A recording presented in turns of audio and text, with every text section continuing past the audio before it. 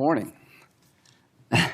Good morning. Thank you. So I want to make sure I got this clear. If a Democrat or a Republican senator has a problem with a grant that's been canceled or reduced, you would be glad to talk to them.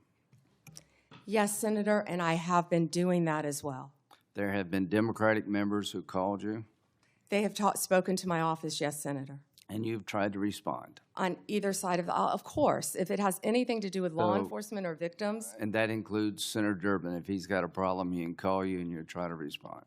absolutely. Thank you. How many illegal immigrants are in Chicago? Ooh. Does anybody know? I do, countless. What we have seen since January 20th, Senator Graham, is a 1,000% increase in violent attacks against our ICE officers. Right. But I just want to know, is there like 10 or 100,000? Does anybody know? There have been multiple, and we have made multiple arrests, of course, involving violent gangs in Chicago, throughout Illinois. Right. So the only reason I ask that is Chicago is sanctuary city. Do they help ICE deal with illegal immigration, or they're sanctuary city? Do you know? They are not cooperating, and I would ask that, I wish Senator Durbin would condemn the governor for not cooperating with our law enforcement officers. The only reason I mention this, if you're a sanctuary city, any place in the country, you're making it difficult for the rest of us. Because word gets out, if you get to a certain city, maybe Chicago being one of them, that you're home free, and that just encourages more illegal immigration. Do you deal with that? Agree with that? I do, Senator Graham, and can I add something to that? Sure. Please. One of our biggest wins was against the Sinaloa cartel, and that came in Chicago. The state of Illinois has a Trust Act, which prevents local law enforcement from cooperating with our federal immigration authorities. And that's what I was trying to talk to Senator Durbin about. On September 15th, our partners at ICE arrested an illegal alien from Mexico for beating a 21-year-old man to death. He had been imprisoned in Illinois prior to the murder and was released under Illinois' Trust Act. We filed multiple lawsuits in Illinois for sanctuary policies, specifically in-state tuition for illegal aliens and obstructing employers from verifying citizenship. You can't make this up. On September 5th, a federal grand jury in Chicago indicted a major Sinaloa cartel boss, narco-terrorism, guns, and drug charges. On July 11th, we announced a guilty plea for Ovidio Guzman Lopez. You may know him as the son of El Chapo, one of the worst narco-terrorists in the world. In the world, In Senators. Chicago. In Chicago. In Chicago. He entered a guilty plea to drug conspiracy and 2 counts of knowingly engaging in a continuing criminal enterprise in the state of Illinois. I could continue with fentanyl. I could continue with child predators in Illinois. Well, thank you. I think I've seen numbers over 100,000. So Chicago and other sanctuary cities, you're making it harder for us to deal with illegal immigration by doing what you're doing. And I am glad President Trump is trying to change those policies. And if you need the National Guard to bring order out of chaos, so be it from my point of view. Now let's get back to the topic sort of at hand here about how the law is being used politically. In September 2022, Attorney General James from New York basically said in a campaign that she would go after Trump, his business transactions, and his family with full force. November the 15th, 2022, Trump announces his candidacy for president.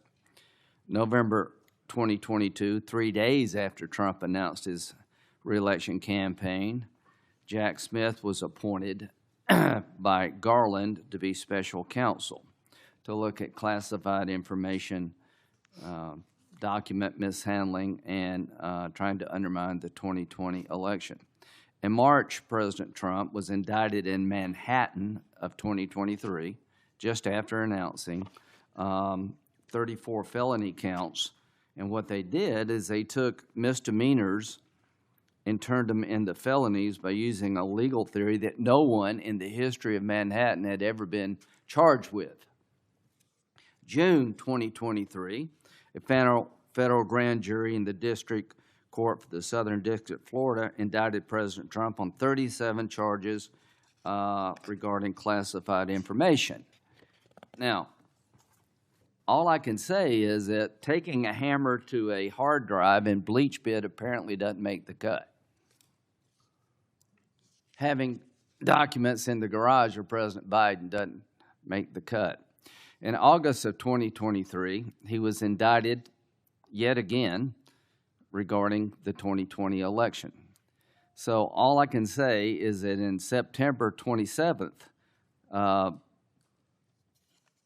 Jack Smith's team asked for my phone records and 7 other senators. Now that's just the 2024 election. Comey, are you aware of the fact that in August, Comey, then director FBI, August of 2016, was in a meeting at the White House where it was discussed that by Brennan, then CIA director, that there was intelligence that maybe the Clinton campaign was trying to cook up a narrative that Trump was a Russian asset? Senator, I believe that has been reported publicly, but I cannot comment on that. Okay, well, I'm just telling you. Now, this is a campaign for president in 2016. In July, they open up Crossfire Hurricane. In August, they have a discussion in front of President Biden that there's intel that maybe this is generated by his political opponent. Nothing happened. In September, are you aware of the fact that the intelligence community sent a memo to the FBI director detailing intelligence that suggests it's Clinton's campaign is behind the idea that Trump is colluding or cooperating with the Russians? Senator, I believe that has been reported. And that was addressed to the FBI director and Mr. Strzok, this memo. Are you aware that he told this committee, I don't recall that, the FBI director? Senator, I can't discuss anything. Well, I can tell you this. What the hell would you recall? You're the sitting FBI director. There's a campaign for president going on. You've opened up an investigation believing that the Republican candidate may be a Russian asset, and now all of a sudden, less than a month later, 2 months later, you have 2 inquiries, 2 events to suggest it may be his political opponent. Did anybody in the FBI inform the FISA court or anyone else about this activity that you know of?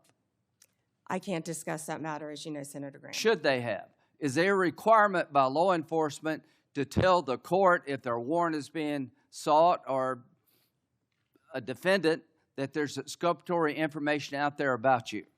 In general, of course, Senator. So, to the country, the FBI director gets a memo from the intel community. This may be all a political plot by his opponent. They didn't do a damn thing. Are you familiar with the Steele dossier? Yes, Senator. That was a dossier prepared and paid for by the Clinton campaign. Are you aware that it was that document was used to get a warrant on 5 different occasions against Carter Page, an American citizen? Yes, Senator, and that has been reported. Are you aware of the fact in February 2017, after Trump is president, the person who gave Christopher Steele the information, the Russian guy, told the FBI, the information I provided you was all bar talk, hearsay, and not reliable. Are you aware of that? Yes, Senator. Was there ever an effort by the FBI to tell the FISA court about evidence that the man who helped prepare the document retracted his statement? I can't discuss that, Senator. Should there have been? Can't discuss that. You wonder why we're looking at Comey? Give me a break. Why are we looking at Comey? Because he ran an FBI and personally knew about exculpatory information and let it slide.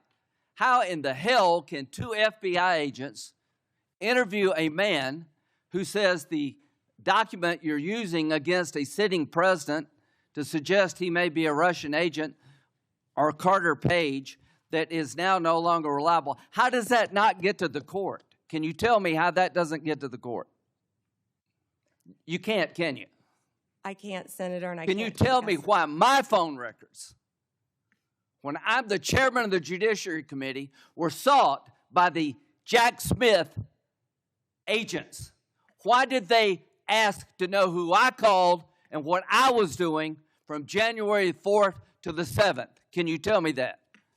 No, Senator, and there were 8 senators in total. Do you think that was an abuse of power? Senator, I cannot discuss whether there is or is not an ongoing investigation. If I may add one thing, they also wasted $50 million on what you just described, trying to put President Trump in jail prior to the election.